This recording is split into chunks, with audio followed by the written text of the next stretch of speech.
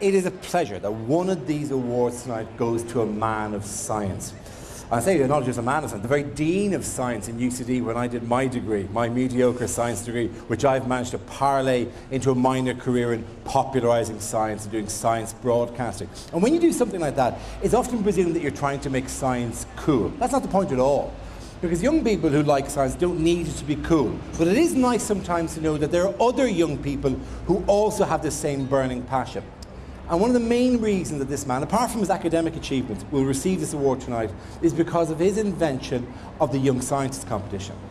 An event which has created an entire RDS full of young people who share this burning passion for reason and rational thought and discovery and curiosity and science. For that alone, and for the 40 plus years in which he has created generations of young scientists, this man should be given an award. On a personal level, he also let me once repeat a couple of exams. So for that, thanks. Thank you, Dara. And the man Dara speaks so fondly of is Dr. Tony Scott.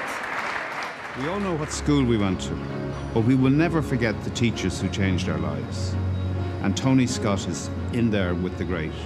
Tony Scott lectured me in atmospheric physics in UCD in the late 70s.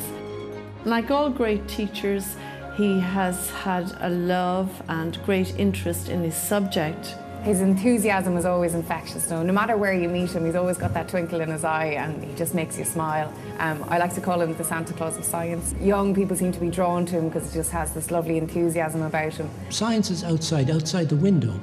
Take a very simple example. Why is it easier to peel a mandarin orange than an ordinary orange? As you know, with a mandarin, the flesh seems to shrink inside the skin, so it's easy to peel. Why doesn't that happen with an orange? Well, he's always asking questions about the world around him, but he'll always find the question that he thinks you might find interesting as well, and I think that's a sign of a great teacher. I always interact with my students visually to see, do they understand it? Now, to realise that you've got your ideas that you can understand, transferred it to them, and they can understand it, that's worth £1 million or euros. Tony's a very modest person, and not many people know that. In fact, he got a first-class honours in physics and came first in his class and quickly went on to do a PhD in record time, on the way just pausing briefly to invent the smoke alarm. The very first Young Scientist competition was held in Dublin's Mansion House in 1965. Even in its infancy, the event proved an inspiration for some. Every January, I go to the Young Scientist exhibition, and you encounter 15, 16, 17-year-olds coming out of their childhood, so to speak, but discovering their own adult minds. Free to think, free to discover.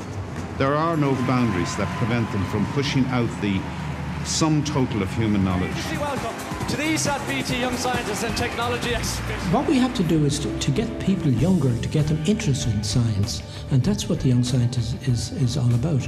He has transformed the lives of generations of young people. The new Ireland will be liberated by the minds of young people who will have been inspired by the Young Scientist exhibition created by Tony Scott.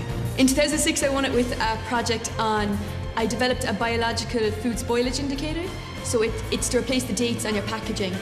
And what's so unique about it is it's indirect, it actually doesn't touch the food. So it's a cheap, effective way to monitor the storage of different items. The winners, when we get together, we begin to refer to Tony as the granddad of the young scientist, because he's almost someone you can go to, but he's also always looking out for our interests, finding out where we are, what we're doing with our lives, and making sure we're all happy at what we're doing. Science is all I ever wanted to do. I always tell people, research for me and teaching for me is to be paid to do your hobby, and you can't do higher than that.